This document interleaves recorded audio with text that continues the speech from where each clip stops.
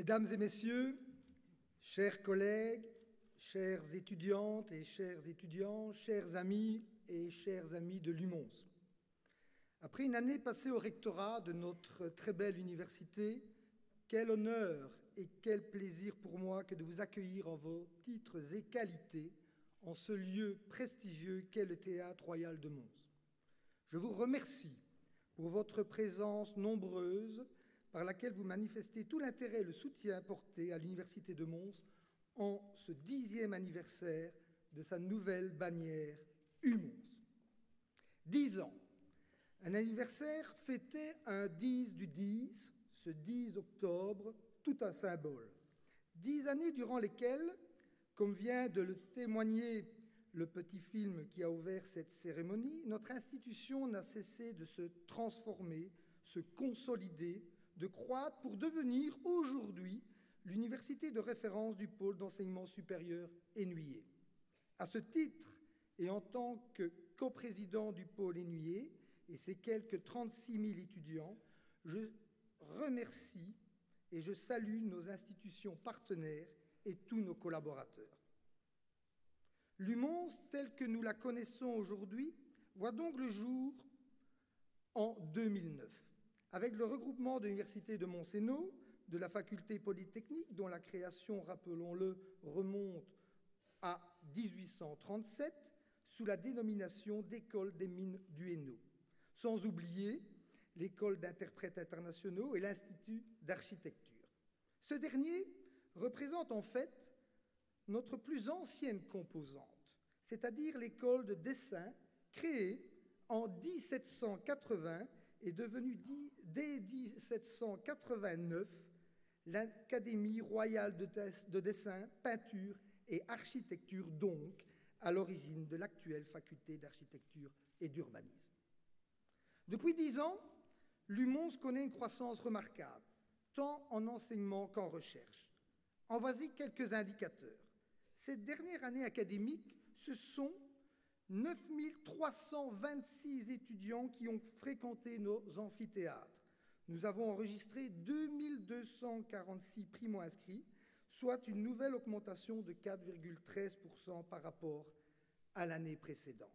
En 10 ans, nous connaissons une croissance globale proche de 40%, et en ce 10e anniversaire, nous pourrions passer un autre cap symbolique, celui des 10 000 étudiants à l'UMONS, toutes formations confondues. De plus, un tel essor n'est pas près de s'estomper à la vue des nouvelles habilitations qui nous ont été récemment octroyées. En effet, à partir de 2020, en cohabilitation avec notre partenaire ULB, nous lancerons ici à Mons le master en sciences pharmaceutiques en complément de notre offre de bachelier en sciences pharmaceutiques. Dès cette année, nous offrons de nouvelles finalités en master, aussi bien en neurosciences qu'en intelligence artificielle. Nous poursuivons également notre développement à Charleroi. Ainsi, l'année écoulée, nous y avons accueilli pas moins de 812 étudiants. À côté de notre site propre et historique au boulevard Joseph II, au printemps dernier, nous avons procédé au lancement du campus U Charleroi, campus que nous partageons avec l'ULB, la Haute École provinciale Condorcet et l'université ouverte attachée à la ville de Charleroi. Notre campus U Charleroi implique la rénovation d'une infrastructure comportant 3 bâtiments, dont le Gramme, la maçonnerie et le Solvay, soit près de 25 000 mètres carrés. Dès cette rentrée, nous y proposons, en cohabilitation conjointe avec l'ULB et l'aide de la Haute École provinciale Condorcet, 3 bacheliers universitaires complets, chacun comportant donc 180 crédits, les 2 premiers en sciences biologiques et sciences humaines et sociales, tous 2 lancés l'année dernière, et le petit nouveau, je dirais, le bachelier complet en sciences de l'ingénieur civil. En tenant compte du master de spécialisation en management territorial et développement urbain, également co-organisé avec l'ULB sur le campus U Charleroi, et nos enseignements propres localisés dans notre bâtiment au boulevard Joseph II, L'offre de l'UMONS à Charleroi aujourd'hui s'élève ainsi à 26 cursus, 13 diplômants et 13 certifiants en horaire de jour ou décalé. Pour être complet, dès septembre 2021, nous lancerons au campus U Charleroi et en codiplomation à 3, avec l'ULB et l'UNAMUR, un master en sciences informatiques. Ce master, dispensé en cours de jour en collaboration avec la Haute École provinciale Condorcet, s'articulera sur 2 finalités parfaitement complémentaires et non concurrentes à ce qui existe déjà à Namur, Bruxelles et Mons, à savoir les finalités en bioinformatique et en énergie et environnement. Ces finalités formeront des diplômés informaticiens d'intérêt pour, d'une part, les industries implantées au bioparc de Charleroi, et d'autre part, notre nouveau centre d'excellence en efficacité énergétique et développement durable, le dénommé C3E2D, implanté précisément sur notre campus U Charleroi. D'ores et déjà, avec mon collègue recteur de l'ULB, le professeur Yvon Angler, que je salue ici présent, nous avons le plaisir de vous inviter à notre rentrée académique conjointe le jeudi 24 octobre à 17h, précisément sur notre campus U Charleroi. À l'instar de notre croissance continue en termes de recrutement étudiant, la production scientifique de notre institution connaît une large progression également. Avec 102 services regroupés au sein de nos 10 instituts de recherche thématiques, ce sont plus de 800 chercheurs, dont 520 doctorants, maintenant regroupés dans notre tout nouveau PhD College et bénéficiant de leur propre PhD House. L'année dernière, nos chercheurs ont contribué à 2548 publications scientifiques, dont 681 publications référencées, soit une augmentation de 8% en 2 ans. À cet égard, la qualité de notre recherche scientifique continue à porter largement ses fruits à l'échelle internationale, comme en témoignent une nouvelle fois les résultats récemment parus dans les rankings internationaux. Avant tout, sachez que je ne suis pas un fan de ces rankings, mais bon, ils sont là. Je ne citerai que l'un d'entre eux, U-Multirank. Pourquoi? Parce que dans ce type de ranking est considérée la productivité scientifique par chercheur. Il s'agit donc d'indicateurs où la taille de l'institution n'intervient pas directement, mais bien la qualité du travail du chercheur, individuellement évalué et internationalement évalué également par ses propres pairs.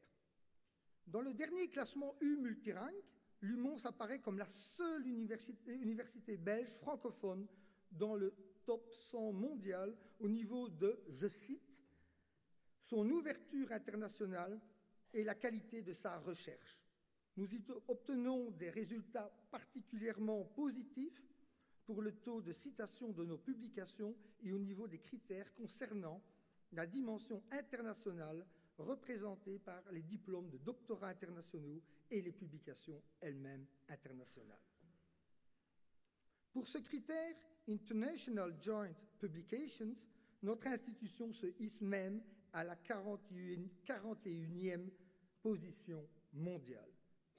Tout ceci, en fait récemment confirmé par notre présence dans le fameux ranking de Shanghai, est, me semble-t-il, un parfait témoignage de l'internationalisation de notre recherche tout en préservant et même renforçant notre ancrage local.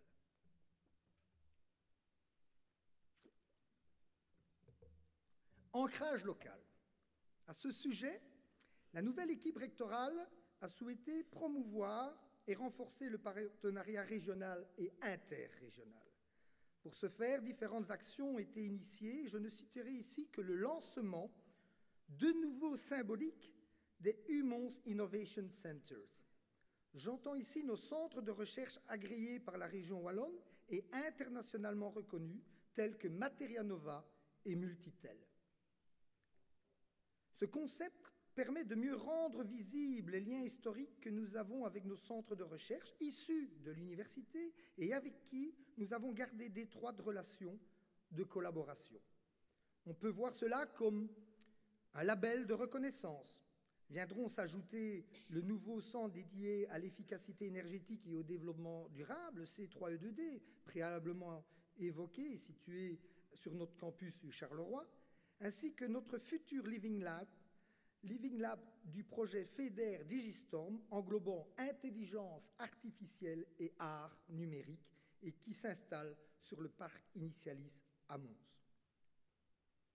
Pour suivre, encadrer et surtout maîtriser une telle croissance, tant en matière d'enseignement que de recherche, notre institution doit s'adapter et évoluer au niveau de ses infrastructures. Au printemps prochain, nous lèverons le voile aux 23 places du parc sur la transformation d'un bâtiment emblématique de l'UMONS, orienté vers la diffusion de la culture et des sciences à destination du grand public. Ce lieu unique à Mons, abrité dans une chapelle des Visitandines entièrement rénovée, portera le nom de MUMONS. L'inauguration sera un des 10 événements organisés dans le cadre de notre 10e anniversaire. Le MUMONS renforcera, c'est certain, notre identité d'acteur culturel pour le bénéfice de tous et singulièrement de la jeunesse. Simultanément se déroulera l'ouverture de la nouvelle bibliothèque des sciences humaines, hébergée dans l'ancien cloître. Voici quelques photos de la finalisation des travaux. Il ne s'agit pas de photos de synthèse, ce sont des photos qui ont été prises tout récemment. À la rue d'Avray débutera dans les prochains mois la construction du futur bâtiment qui hébergera la faculté d'architecture et d'urbanisme. En exclusivité, voici cette fois une maquette du futur bâtiment. Enfin, j'ai le plaisir de vous annoncer le projet de construction prochaine d'un nouveau campus, résidence et bien-être, pour nos étudiants et ceux de la Haute École provinciale Condorcet. C'est avec l'aide d'un investisseur immobilier privé que ce campus verra le jour à proximité immédiate de notre campus de la Plaine de Nimy. Il sera situé de l'autre côté de l'avenue du Champ de Mars, derrière les bâtiments Condorcet.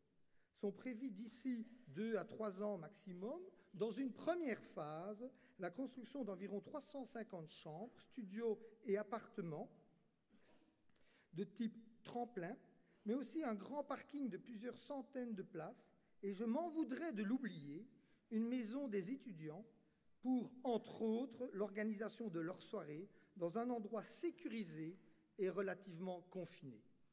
Je m'en réjouis déjà. Que du positif, allez-vous me dire? Oui, vous avez raison. Mais subsiste néanmoins une inquiétude sérieuse, celle du financement des universités de la Fédération Wallonie-Bruxelles, à la hauteur de ce qu'elles sont en droit de prétendre, non seulement pour couvrir leurs charges d'enseignement et de recherche, de grande qualité, quelle que soit l'institution d'ailleurs, mais aussi la préservation et l'entretien de nos infrastructures. Madame la ministre, je salue votre présence et vous en remercie chaleureusement.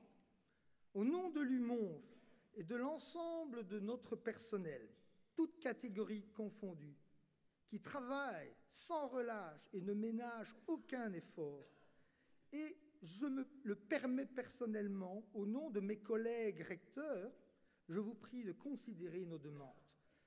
Ma foi, demande urgente et demande telle que stipulée dans le mémorandum des recteurs transmis au monde politique préalablement aux dernières élections. D'avance, je vous en remercie. Mesdames et messieurs, chers amis, excellence et exemplarité. C'est ce qui caractérise, je pense, au mieux notre institution. Notre prédécesseur et recteur honoraire, que je salue, le professeur Calogero-Conti, nous a montré le chemin et nous lui en sommes très reconnaissants. Avec l'ensemble du collège rectoral, des doyens et présidents d'école, notre premier vice-recteur, le professeur Marc Laby et moi-même, œuvrons pour une université extrêmement attentive à la qualité des savoirs qu'elle produit.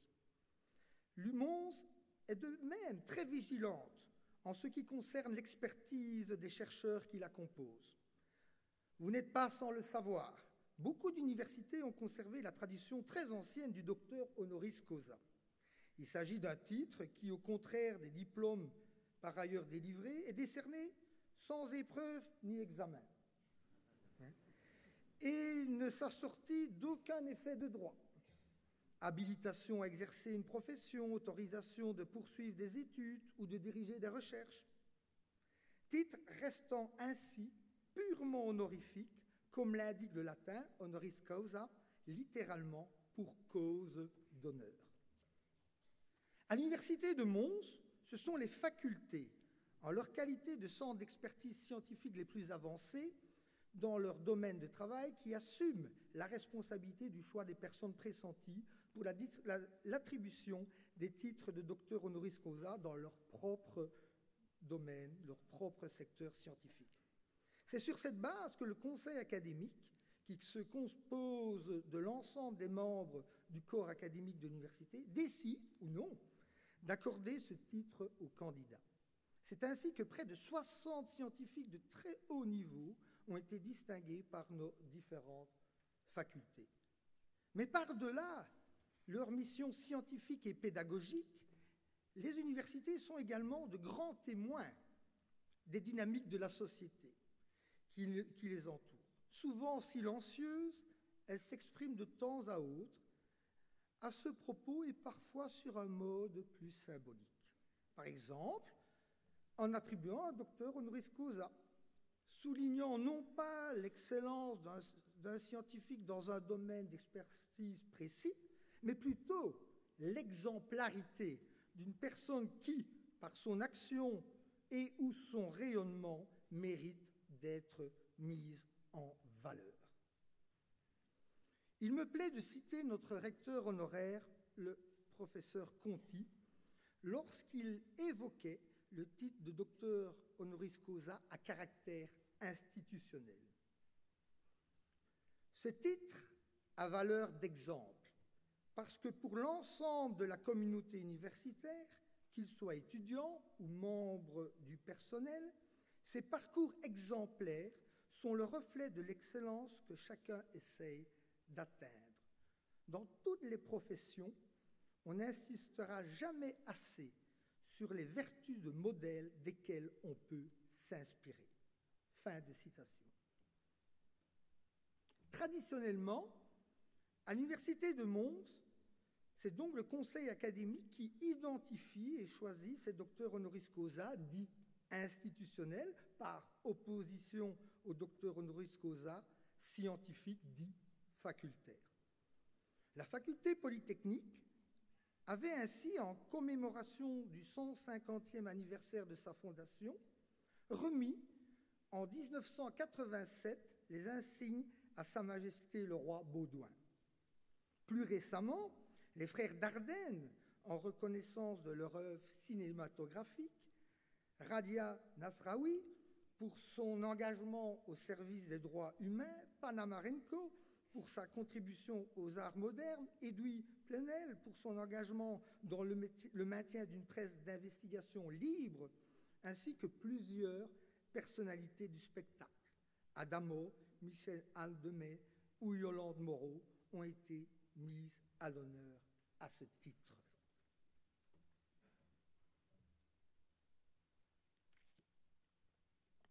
Mesdames et messieurs, chers amis de l'UMONS, cette année, en ce 10e anniversaire, l'UMONS entend réaffirmer, à côté de ses valeurs fondamentales de dévouement à la recherche et à la formation, son inscription résolue dans la dynamique d'ouverture à la société qui la caractérise depuis ses origines. Témoin de cet engagement, l'investissement de l'université dans la voie du développement durable a déjà donné lieu à diverses initiatives mises au service d'une politique environnementale respectueuse par l'ensemble de la communauté universitaire, étudiants, scientifiques, enseignants et personnel administratif, au travers d'un nouveau Conseil du développement durable. Parmi les actions concrètes, citons la création de 5000 m² de prés fleuris, gérés de manière à favoriser la biodiversité. Des hôtels à insectes ont été installés sur nos différents campus. En termes de mobilité, plusieurs actions sont également menées, telles que la mise en place d'une nouvelle politique de gestion rationnelle des parkings, l'achat ou encore la location à long terme de vélos avec ProVélo. L'UMONS a adhéré aussi à la plateforme de covoiturage carpool.be. En matière énergétique, notons l'installation de 2700 panneaux solaires sur plusieurs de nos bâtiments. Enfin, au niveau de la gestion des déchets, nous réalisons systématiquement le tri de 13 fractions différentes auxquelles s'ajoutent 20 fractions supplémentaires pour les déchets chimiques générés lors des activités de recherche et des travaux de laboratoire.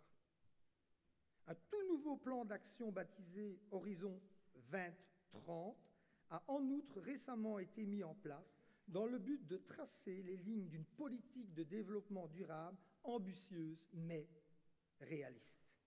Les défis immédiats seront d'affiner le monitoring de la durabilité de nos campus de manière à objectiver la pertinence des mesures prises. Cette séance solennelle de rentrée s'inscrit dans cette démarche de conscientisation au développement durable. C'est donc dans cet esprit que 3 personnalités se verront remettre dans quelques instants les insignes de docteur honoris causa. La diversité de leur parcours personnel et de leurs modalités d'action a été privilégiée à dessein. Ainsi, c'est notre Conseil de développement durable qui les a présentés au Conseil académique en date du 27 février 2019, ont été choisis pour recevoir les insignes de docteur honoris causa à titre institutionnel, M. Nicolas Hulot, M. Nicolas Stern et Mlle Greta Thunberg.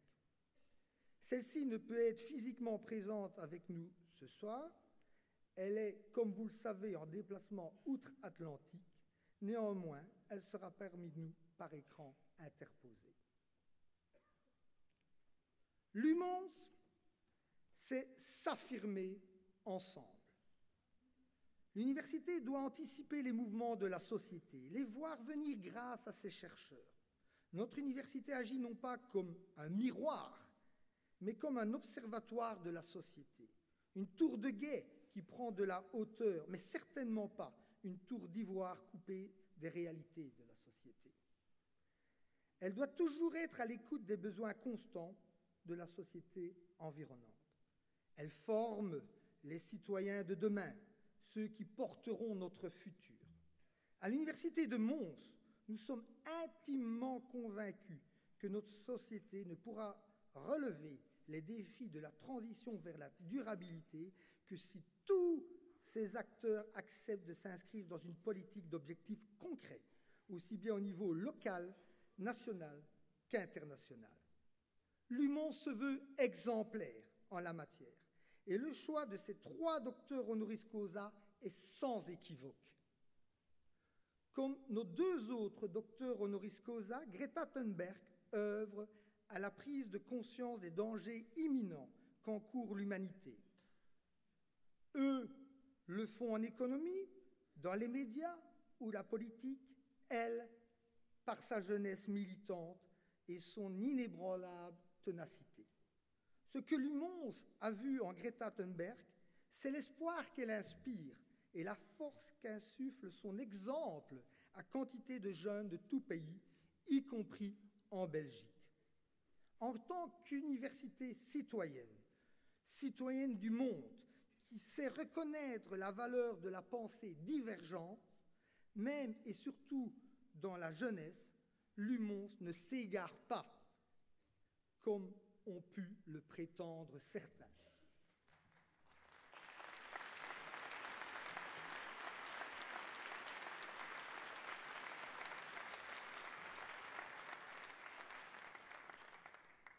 Jacques Attali, Jacques Attali écrivait dans Histoire de la modernité en 2013. La modernité contemporaine transforme les enfants en adultes. Et plus encore, elle métamorphose les adultes en enfants. Elle satisfait leurs caprices, ne leur impose plus de règles, elle flatte leurs désirs, quels qu'ils soient. Fin de citation. En choisissant mademoiselle Greta Thunberg, notre conseil académique reconnaît précisément son rôle d'ambassadrice de la conscience, même si ce rôle n'est pas forcément compris de tous. Ainsi, en juin dernier, 2 positions opposées, exprimées ouvertement dans les médias, m'ont personnellement interpellé. La première se déroule sur un plateau de télévision un dimanche midi.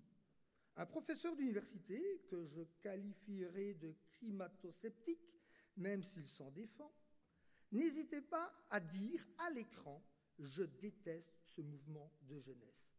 Dixit. Alors que quasiment au même moment, je lisais dans les colonnes du journal Le Soir les lignes suivantes. J'ai tendance à penser que ce mouvement de jeunesse sera irréversible et qu'il y a un devoir politique de l'entendre. Quand ce sont des enfants qui viennent rappeler aux adultes leurs responsabilités, c'est un conte, c'est l'ultime avertissement. Entre ces 2 positions, j'ai personnellement choisi, et je partage sans la moindre ambiguïté, la seconde, en fait celle de M. Nicolas Hulot, précisément interviewé par le journal Le Soir. Pour terminer, je citerai Marivaux, qui écrivait dans Le Miroir ce petit texte datant de 1755. « Tous les hommes des siècles à venir auront l'éternelle obligation de savoir penser. » Il ajoutait « Non, messieurs, la nature n'est pas sur son déclin.